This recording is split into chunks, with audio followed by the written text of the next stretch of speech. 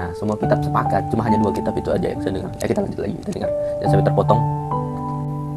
Habib ini menjadi tradisi khusus mereka sejak masa Al-Habib Umar bin Abdurrahman Al-Abbas radhiyallahu anhu. Jadi sejak masa Habib Umar Al-Abbas tradisi. Karenanya para ulama Alawiyin ya, yang sebelum Habib Umar nggak dipanggil Habib, seperti Syekh Abu Bakar bin Salim. Karena sebelumnya memang tradisi ini belum berkembang. Setelah berkembang baru dipanggil Habib. Ini gelar Habib ya.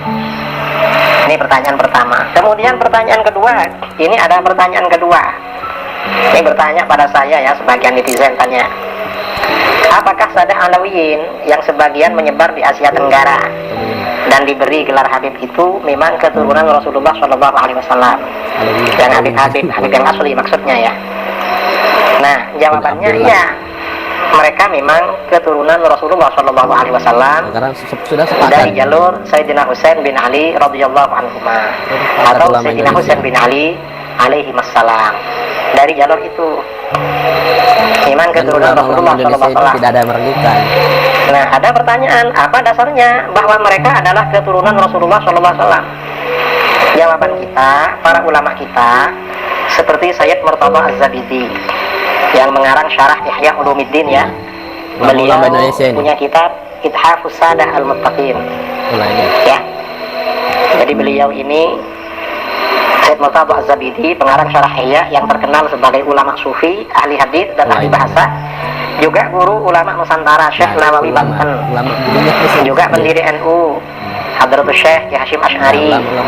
Juga ulama Nusantara kontemporer yang lahir dan wafat di Mekah Syekh Yasin Al-Fadani dan lain-lain mengakui kalau mereka memang sadah ahlul bait, memang sayyid memang. Ini misalnya ya. Misalnya Sayyid Murtada Az-Zabidi. Sayyid Murtada Az-Zabidi ini punya karangan kitab ya. Nah, Sayyid Murtada Az-Zabidi ini punya karangan kitab Ar-Raudhul Jali fi Nasabi Bani Alawi.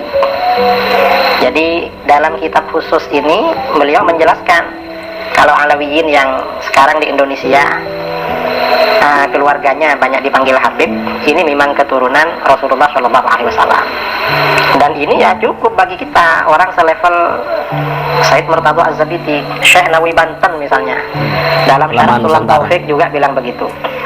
Atau misalnya ini ya, ulama Mekah, ada pasti ya kalau kiai-kiai di Indonesia terutama yang pernah di pesantren tahu kitab yang namanya Is'adur Rafiq wa Bughyatus Shadiq. Ini Syarah Sulam Taufik. Nah, di sini Syekh Muhammad bin Salim bin Sa'id Bab Husain Asy-Syafi'i, ulama Mekah. Dan kitab ini menjadi rujukan yang otoritatif, yang muktabar di kalangan NU. Di sini beliau jelas sekali ketika menyebut pengarang Sulam Taufik, beliau bilang apa? Sayyidi wa sanadi al-Habib Abdullah bin Husain bin Tahir bin Muhammad bin Hashim Ba'alawi qaddasallahu arwahahum. Artinya bagaimana? Is'adur Rafiq ini mengakui kalau ini memang Sayyid pengarang Sulam Taufik. Ini Is'adur Rafiq. Hasyim Asy'ari dalam karangannya juga begitu, mengakui juga. Kalau misalnya yang modern ya, yang ulama Indonesia yang lahir dan wafat di Mekah, misalnya Syekh Nawawi Banten. Ini saya punya himpunan sanad-sanadnya Syekh Nawawi Banten. Nah, di sini di bagian pertama ketika menjelaskan sanad Sahih Bukhari, Syekh Nawawi Banten ini menjelaskan sanadnya, kata beliau, akhbarana al-allam al-muhaddits al-faqih al-mu'ammar Syekh Umar bin Abi Bakar Bajunaid al-Kindi al-Makki. Kemudian Anis Sayyid Ahmad bin Zaini Dahlan wa huwa an syaikhaihi al-mufti as-Sayyid Muhammad bin Husain al-Habsyi al-Makki asy-Syafi'i.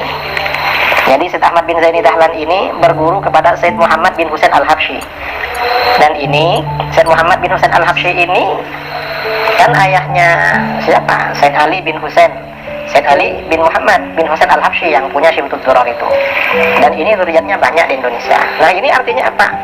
Syekh Nawawi Banten juga guru beliau dan gurunya lagi Sayyid Ahmad bin Zaini Dahlan ini mengakui Kalau Al-Habsyi itu keturunan Rasulullah SAW. Nah, kita ini cukup dengan Betul. pengakuan mereka. Betul. Kalau mereka aja mengakui, masa kita agak mengakui? Betul. Dan kita di Nahdlatul Ulama, di kalangan pesantren, memang kitab-kitab yang kita pelajari kitab mereka. Karangan Sayyid Ahmad Zaini Dahlan seperti Syarah Jurmiyah, atau muridnya beliau ya, I'anatul Talibin, muridnya Sayyid Ahmad Zaini Dahlan, Sayyid Abu Bakar Syafaq Dimyati. Pasti mengakui juga sama gurunya, Sayyid Muhammad bin Husain Al-Habsyi. Berarti marga Al-Habsyi ini memang keturunan Rasulullah SAW. Enggak ada, artinya seperti ini cukup sebenarnya. Cukup, kalau ya. mereka sebenarnya Sayyid, sama dengan Sayyid-Sayyid yang lain di Indonesia, yang memang mereka dari keturunan Alawiyin. Ada yang menggugat, perlu apakah perlu pembuktian kitab dari abad keempat? Ya kalau mau mencari silahkan dicari, tapi ya jangan dipaksa-paksakan cari seperti itu. Betul. Karena sekarang ini abad ke-15 Hijriyah, bukan abad ke-5, jauh kalau abad ke-4. Kita ini jangankan masalah nasab, fikih Syafi'i yang banyak kita ini, kitab-kitab yang kita kaji sumbernya kan setelah abad ke-6, sejak masa Imam Rafi'i dan Imam Nawawi, lalu periode berikutnya. Artinya tidak langsung pada ulama Syafi'iyah abad ke-5, ke-4, ke-3, apalagi kepada Imam Syafi'i. Bahkan sebagian pendapat Imam Syafi'i itu kita jumpai di kitab-kitab ulama abad ke-7, dan kita percaya sama itu, kita agak menggugat. Ini kan ulama abad ke-7 ya, misalnya tentang hadiah pahala bacaan Quran pada orang mati, Imam Syafi'i mengatakan tidak sampai. Yang bercerita siapa? Ibnu Katsir dalam tafsirnya. Karena Ibnu Katsir ini kan hidup pada abad ke-8 Hijriah. Apa Ibnu Katsir gak dipercaya? Ini kan abad ke-8, perlu pembuktian dari ulama Syafi'iyah abad ke-3 atau abad ke-4. Ya repot kalau seperti itu, memang kitabnya gak ada sama kita memang, dan kita percaya sama itu. Mengapa? Karena Ibnu Katsir memang orang yang bisa dipercaya, baik dalam tafsir, dalam hadis, atau dalam fikih dan lain-lain. Apalagi sekarang ini memang kitab-kitab yang dikaji di Indonesia itu kan kebanyakan kitab-kitab abad 10 Hijriah. Paling lama kitabnya Imam Nawawi, Minhajul Talibin. Tapi syarah-syarah kitab Minhaj itu rata-rata yang dikaji kan syarah-syarah yang ditulis pada abad ke-9 dan ke-10, seperti Syarah Mahalli, kemudian yang abad ke-10 seperti Tufahnya Imam Ibnu Hajar, Mughniul Muhtaj, Syekh Khatib Asy-Syirbini, kemudian Nihayatul Muhtaj dan lain sebagainya. Kita tidak perlu menggugat-gugat sampai harus sumbernya dari abad ke-3, ke-4, nggak perlu seperti itu. Karena para ulama kita ini memang banyak yang dipercaya, memang kita percaya pada mereka. Mereka yang menjadi sumber ajaran agama kita. Maka informasi yang lain juga kita percaya, termasuk tentang masalah nasab. Jadi saya kira membicarakan nasab para habaib, para sadah alawiyin ini ya, kalau pembicaraan untuk menyaksikan mereka ini buang-buang waktu. Betul. Kita ini berarti meninggalkan tradisi keilmuan kita di dalam agama. Tradisi keilmuan kita di dalam agama memang percaya sama guru-guru kita, para ulama yang menjadi sanad keilmuan pada kita, seperti Syekh Yasin Al-Fadani, Hadratus Syekh Hasyim Asy'ari, Syekh Nawawi Banten, kemudian Syekh Murtadha Az-Zabidi dan ulama-ulama yang lain. Nah, saya kira ini tanggapan saya terhadap permintaan sebagian netizen ya, baik melalui komentar di YouTube maupun yang beberapa orang sempat kirim-kirim WA pada saya. Ya sebenarnya kalau dilacak di kitab-kitab nasab ya ada juga sebenarnya, tapi kalau seperti itu kita ini seakan-akan nggak percaya sama guru-guru kita, ulama kita, ini bahaya saudara. Betul. Kalau kita ini kurang percaya kepada Syekh Nawawi Banten, Hasyim Asy'ari, Syekh Yasin, Syekh Murtadha, ini bisa kita akan percaya sama berkah. Jangan-jangan nanti kita agak berkah ilmunya. Kalau bagi kita agak berkah, gimana bagi generasi yang akan datang? Ini yang perlu kita jaga. Ya, mudah-mudahan bermanfaat. Wallahu a'lam bishawab. Assalamualaikum warahmatullahi wabarakatuh. Waalaikumsalam. Itu guys, kita sudah sama-sama saksikan tanggapan dari Kiai Dus Romli dari NU. Nah, ikutlah para ulama Nusantara ini, karena ulama-ulama Nusantara ini sudah mengakui para habaib keturunan dari mana saya lupa lagi saya bin Abdullah ya. Jadi ya ikut aja, karena kita ini orang awam, jadi ikut aja para ulama yang tegak lurus, berdiri dan konsisten, objektif, dan mengikuti para ulama-ulama sebelumnya, ulama-ulama Nusantara. ulama-ulama Nusantara yang mengakui kehabaiban di ulama Nusantara di Indonesia. Jadi kita, ya itulah, jangan kita ragukan. Apalagi sekarang kita ini beruntung, kita tidak perlu buka-buka kitab, cari kitab. Kita hanya mengikuti ulama yang lurus, kita melihat tanggapan komentarnya. Alhamdulillah, kitabnya kita dikasih lihat. Maksudnya tinggal kita pahami, tinggal kita buka, ya kan? Alhamdulillah sekarang zaman modern.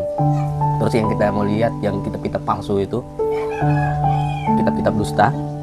Saya ada dengar juga di YouTube. Jadi alhamdulillah kita ini ada perbandingan, ya kan, sumbernya dari mana, ya kan? Kita cari.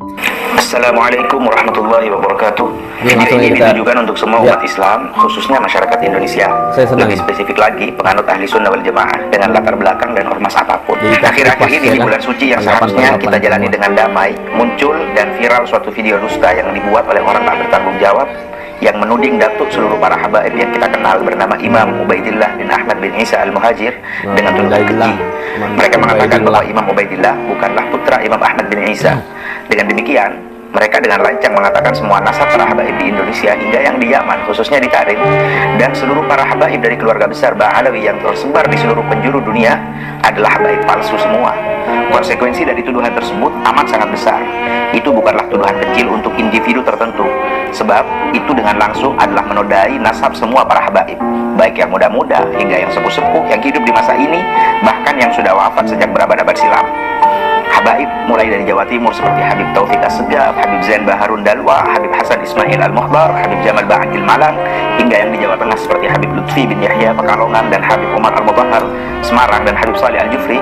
Juga habaib yang di Jawa Barat dan di Jabotabek seperti Habib Quraish Baharun, Habib Mundir Al-Musawa, Habib Jindan bin Naufal bin Jindan dan Habib Ahmad bin Naufal bin Jindan, Habib Profesor Quraish Shihab, atau yang di Malaysia seperti Habib Ali Al-Hamid, termasuk juga habaib yang ada di Timur Tengah seperti Habib Omar bin Hafid bin Syekh Abu Bakar bin Salim, Habib Salim Syatiri, Habib Zain bin Smith, Habib Abu Bakar Al-Mashhur, hingga sang wali kutub yang diakui oleh seluruh ulama aswaja di dunia seperti Al-Habib Abdul Qadir As-Segaf, dan tentunya kekasih kami Al-Habib Ali Zainal Abidin Al-Jufri dan Al-Habib Muhammad bin Abdurrahman As-Segaf.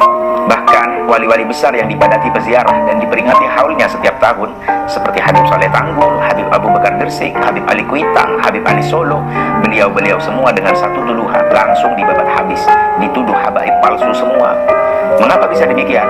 Sebab mereka semua para habaib dari keluarga besar Ba'alawi seperti yang bermarga Maulid Dawilah, As-Segaf, Al-Habsyi, Al-Haddad, Al-Abbas, dan Syekh Abu Bakar bin Salim serta Al-Jufri, dan juga marga-marga Alawiyin lainnya, semuanya bernasab pada dua orang saja, yaitu Al-Imam Faqih Al-Muqaddam dan Al-Imam Alwi Amul Faqih. Sedangkan dua imam ini, keduanya adalah berasal dari satu jalur yang sama, yaitu keturunan dari Al-Imam Ubaidillah bin Ahmad bin Isa Al-Muhajir yang mereka tuduh tidak benar. Ubaidillah. Kami mau bertanya, kita lebih percaya siapa? Lebih percaya satu dua orang yang tidak kita kenal, di mana belajarnya, siapa gurunya, siapa leluhurnya, seperti apa keilmuannya? Atau kita lebih percaya semua nama-nama besar yang kami sebutkan tadi, yang keilmuan, ketaatan, akhlak, dan kontribusi dakwahnya hingga karya-karyanya telah kita ketahui bersama? Tentukan sekarang siapa yang lebih kita percaya. Mari kita lanjutkan. Simak berikut potongan video yang dibuat oleh oknum tak bertanggung jawab itu. Ternyata ada temuan yang sangat mencengangkan, yang mana Imam Ubaidillah datuknya Bani Alawi dalam kitab Nasab abad ke-5 Hijriah tidak tertulis sebagai putra dari Imam Ahmad Al-Muhajir bin Isa. Dalam kitab Nasab abad ke-5 Hijriah tertulis dengan jelas bahwa putra Imam Ahmad bin Isa ada 3 orang, yakni Muhammad Ja'far, Ali, dan Husain.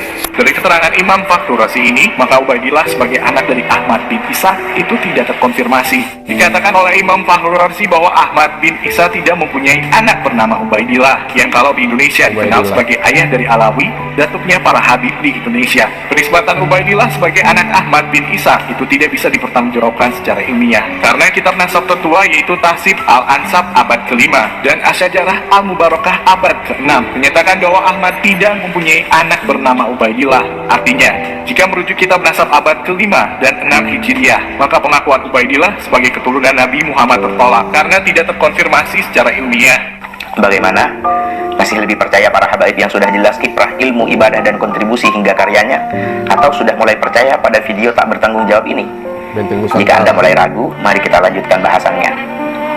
Pembuat video tadi dengan lancang mengatakan nasab Imam Ubaidillah sebagai putra Imam Ahmad bin Isa itu tidak terbukti dengan merujuk pada 2 referensi. Pertama, kitab Tahdzibul Ansab. Siapa penulis buku ini? Dialah Syekh Al-Ubaidili. seorang tokoh Syiah pada masanya. Berikut bukti nyata dalam kitabnya. Pada halaman 9 dalam kitab Tahdzibul Ansab dinyatakan kana imami al-madhhab min talamidatil mufid, bahwa penulis buku ini bermadhab imami Ithna Asyariyah Syiah. Kedua, kitab Asy-Syajaratul Mubarakah karya Imam Fakhrul Razi, seorang ulama dari madhab Syafi'i di abad 5 Hijriah. Tapi pertanyaannya, benarkah ini kitab Imam Fakhrul Razi? Mari kita buktikan. Seluruh referensi kitab-kitab tarajim atau biografi dari abad 6 hingga 10 dari para ulama Aswaja yang tentu sangat mengenal Imam Fakhrul Razi sebagai sesama ulama Aswaja, tak ada satupun yang menyebutkan Imam Fakhrul Razi punya kitab dengan judul demikian. Lihat Tabaqatul Mufassirin karya Imam Suyuti pada halaman 115. Di sini Imam Suyuti mengutip tulisan Ibn Khalkan ketika menyebut kitab-kitab Al-Imam Fakhrul Razi. Disebutkan di antara kitabnya adalah At-Tafsirul Kabir, Al-Mahsun, Syarhul Asma'il Husna, Syarhul Mufassal, Syarhu Wajizil Ghazali, Syarhu Siqtiz Zandi, Ijazil Quran, Manaqibus Syafi'i. Di sini tidak disebutkan Imam Fakhrul Razi memiliki kitab bernama Asy-Syajaratul Mubarakah. Lalu coba kita lihat Tarikhul Islam karya Al-Imam Ad-Dahabi yang hidup pada abad 6. Di sini disebutkan pada halaman 213, wa tasanifuhu fi ilmi al-kalam wal ma'kulat sa'iratil afaq, bahwa karya-karyanya Imam Fakhrul Razi itu begitu banyak. Di antaranya Tafsir Kabir, dan di antaranya lagi Al-Matalibul Aliyah, kitab Nihayatul Uqul, kitab Al-Arba'in, kitab Al-Muhassal, kitab Al-Bayan wal Burhan fi Raddi ala ahli Zaghi wa Tughyan, kitab Al-Mabahith Al-Imadiyah, kitab Al-Mahsul, kitab Uyunul Masail, kitab Ta'sisut Taqdis, kitab Irsyadul Nudzar, kitab Ajwibatil Masail Al-Bukhariyah, kitab Tahsilul Had, kitab Az-Zubdah, kitab Ma'alim, kitab Al-Mulakhas, kitab Syarhul Isyarat, kitab Uyunul Hikmah, kitab Asirrul Maktum. Kemudian juga dinyatakan wasannafa fi Tib, beliau menulis buku dalam kedokteran, Syarhul Kulliyat lil Qanun, juga di dalam ilmu firasah.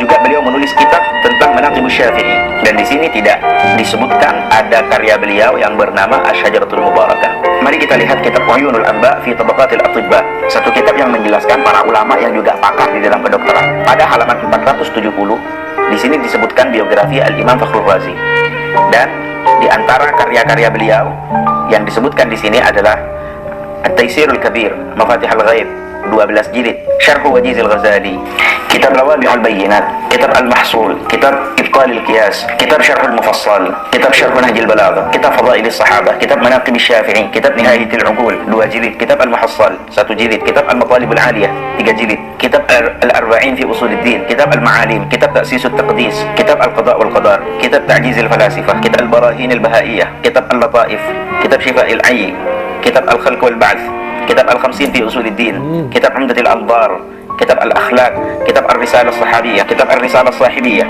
kitab Ar-Risalah Muhammadiyah, kitab Ismatul Anbiya, kitab Al-Mulakhas, kitab Al-Mabahith, kitab Al-Inarat, kitab Lubab, kitab Uyunul Hikmah, kitab Ar-Risalatul Kamaliyah, dan seterusnya. Dan di sini juga tidak disebutkan beliau memiliki kitab bernama Asy-Syajaratul Mubarakah. Lalu coba kita lihat Tabaqatus Syafi'iyyah Al-Kubra karya Al-Imam Tajuddin As-Subki. Di sini disebutkan pada halaman 87, wa min tasanifihi at-tafsir, sebagian dari karya tulis karangan Al-Imam Fakhrul Razi adalah kitab At-Tafsir, kitab Al-Matalib Al-Aliyah, Nihayatul Uqul, Al-Arba'in, Al-Muhassal, Al-Bayan, Al-Burhan fi Raddi ala ahli Zaghi wa Tughyan, Al-Mabahith Al-Imadiyah, Al-Mahsul, Uyunul Masail, Irsyadun Nudzar, Ajwibatul Masail Al-Bukhariyah, Al-Ma'alim, Tahsilul Haq, Az-Zubdah, Syarhul Isyarat, Uyunul Hikmah, Syarhul Asma'il Husna, Syarhu Mufassal Az-Zamakhsyari, Syarhu Wajizil Ghazali, dan seterusnya. Lagi-lagi di sini juga tidak disebutkan beliau memiliki kitab bernama Asy-Syajaratul. Tak ada satupun dari mereka yang menyebutkan di antara segudang karya-karya Imam Fakhrul Razi ada kitab yang bernama Asy-Syajaratul Mubarakah. Bahkan dalam kitab Asy-Syajaratul Mubarakah yang diklaim sebagai karya Imam Fakhrul Razi pun sudah menyatakan di awal kitabnya ada halaman 11 dinyatakan wa minal ajab anni lam ma'zur ala dzikri ismil kitab fi ta'alifihi wa tasanifihi ma'a annahu dzukira lahu ma yuqaribu min 100 musannaf wa ta'lif fil ulum al mukhtalifah wa lam yadhkuru arbab tarajim hadzal kitab wa la atharu alaih. Dan yang mengherankan, saya tidak menemukan kitab ini di sejumlah kitab-kitab karya Imam Ar-Razi yang jumlahnya mencapai ratusan dalam berbagai bidang keilmuan. Bahkan ahli biografi dan terjemah tak ada satupun yang menyebut. Langsung aja kita tutup karena panjang ini videonya ya. Itulah kitab-kitab yang disebutkan, yang dinisbatkan kepada Imam Ar-Razi yang dinisbatkan kepada Imam Ar-Razi ternyata dibantah bahwa dia mengeluarkan kitab itu. kitab peta ya, apa anda tahu nama kitab ini. Nah, sama yang mengeluarkan kitab satunya itu, yang mengeluarkan itu dari Irak, dan memang di Irak itu kan berbasis Syiah, jadi diragukan juga kitabnya itu. Intinya kita ini kan sudah punya para ulama yang diakui lah, ulama Nusantara kita, apalagi Kiai Idrus Romli membuka semua kitab. Tapi kita ikut aja kepada ulama-ulama tersebut, ulama-ulama terdahulu. Kita akui bahwa zuriat Nabi itu memang ada di Indonesia, dan ulama-ulama dulu kayak Kiai Hasyim Asy'ari ya kan, mengakui bahwa memang dari jalur apalagi Abdillah ya itulah intinya seperti itu. Saya lupa ini karena kita ini orang awam jadi pelupa, daya ingat kita ini kurang. Jadi diakui lah istilahnya, diakui. Jadi kalau kita meragukan itu sama aja kita meragukan ulama-ulama kita yang di Nusantara ini. Jadi kita ikut aja kepada ulama, ya kan? Jangan kita ragukan. Robito Alawiyah juga itu yang didirikan ulama-ulama Nusantara buat melindungi keluarga daripada keluarga Nabi. Intinya seperti itu. Melindungi maksudnya sila-sila keturunannya. Nah, agar kita selalu menjalin silaturahmi. Jika ada beberapa habaib, beberapa keturunan Nabi Muhammad tidak sejalan sama pemikiran kita, ya kita sampaikan secara beradab. Jangan kita langsung tembak dia, serang dia, ya kan? Karena selama dia masih tidak menyerang masyarakat, tidak mengadu domba, selama itu ya tidak ada masalah. Apalagi dia yang kritikin ini cuma hanya beberapa sistem-sistem yang ada yang di Indonesia gitu loh. Gitu. Intinya seperti itu ya. Kita ini sudah cukup bagus, kita bisa melihat dari pendapat-pendapat ulama yang ada ya kan. Kita bisa lihat, dan kita alhamdulillah kita ini ada media sosial, jadi kita tidak akan terpengaruhi. Kita jangan kita kalau bodoh itu ya kita ikut pada ulama lah, pada kiai, pada ustadz ya kan. Kalau kita bodoh, jadi ya kalau kita apalagi kita malas mencari kitab-kitabnya ya kan, kita malas cari kitabnya, ya kita ikut aja yang sudah ada ini, yang ada ini ya kita ikut aja. Itu mungkin itu aja yang saya bisa sampaikan dan kita bisa sajikan, bahwa kita itu harus ikut aja pada yang ada, pada ulama Nusantara. Kalau kita meragukan berarti kita ragu sama ulama Nusantara kita yang diakui kejujurannya dan diakui dan membumi, dan memang ya intinya kayak gitulah. Mungkin itu aja, sampai jumpa. Assalamualaikum warahmatullahi wabarakatuh.